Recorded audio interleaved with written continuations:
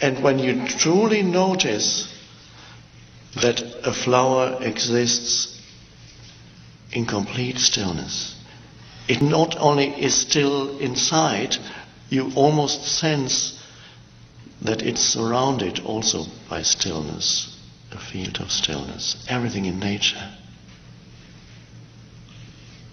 And it's beautiful.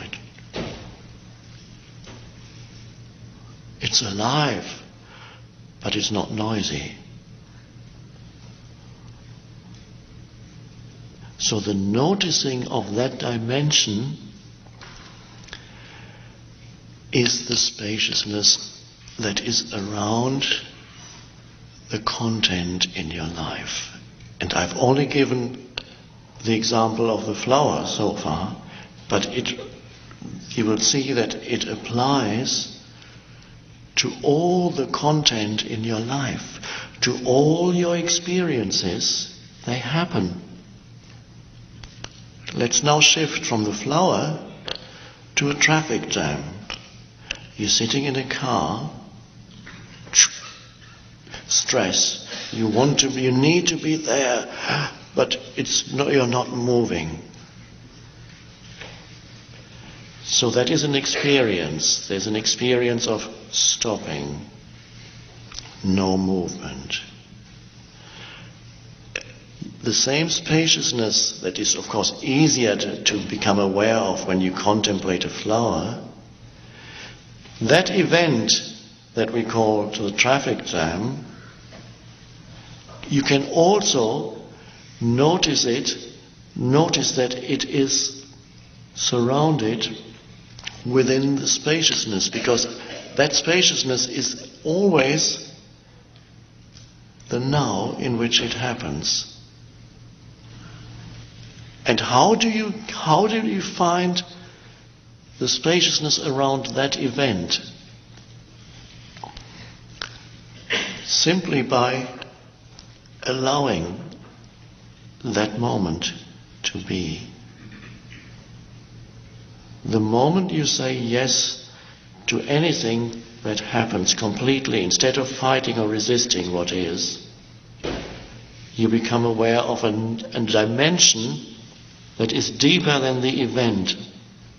Next time there's a traffic jam, see what happens when you completely say, right, here I am, the car is not moving, it is as it is. And suddenly there's a stillness around the content.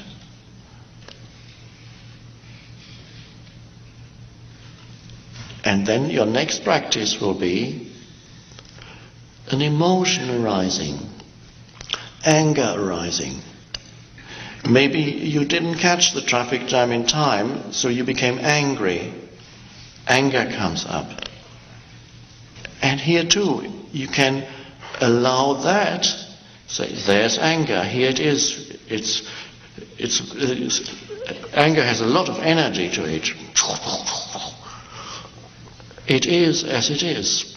There's the energy that we call anger, trapped energy, like something trying to get out.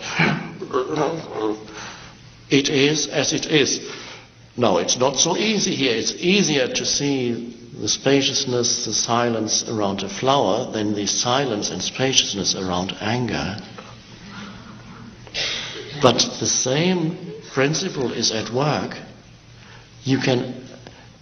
Anything that you allow, any form that arises, that you do not resist, because you see the futility of resisting a form that has arisen.